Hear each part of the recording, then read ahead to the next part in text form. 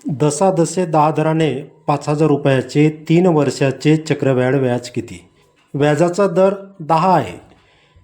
10% दराने म्हणजे 10/100 हा व्याजाचा दर आहे.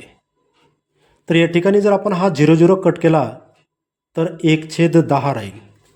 या 10मध्ये जर 1 मिळवला तर 11/10.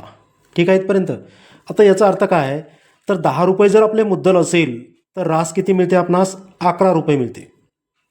10 रुपये मुद्दलाची रास 11 रुपये. तर यानंतर आता जे वर्ष आहे ते वर्ष बघायचं. किती वर्षाचं चक्रवाढ व्याज काढायचं आहे? 3 वर्षाचं. जेवढे वर्ष असतील तेवढे या दोन्ही संख्यांचा घातांक करायचा. 3 वर्षाचा आहे का, म्हणून 10चा घातांक 3 आणि 11चा घातांक 3 केला. ठीक आहे. तर 10चा घन 1000 आणि 11चा घन 1331.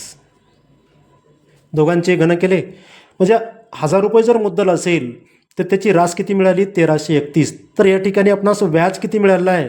तर व्याज मिळालं 331 रुपये आणि तेही किती रुपयावरचं आहे? 1000 रुपयावरचं. पण आपले मुद्दल किती आहे? 5000 आहे. आपल्याला 5000चं व्याज काढायचं आहे.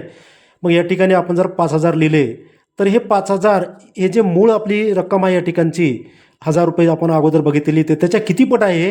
हे 5 पट आहे. हे 1000च्या हे 5 पट आहे. तर जर मुद्दल 5 पटीने वाढत असेल तर व्याजही 5 पटीनंच वाढेल या ठिकाणी. मग काय करायचं? याला 5ने गुणायचं. 5 1 5, 5 त्रिक 15, 5 हातचा 1, 5 त्रिक 15 आणि 1 16. तर ऑप्शन क्रमांक सी हे आपलं उत्तर आहे.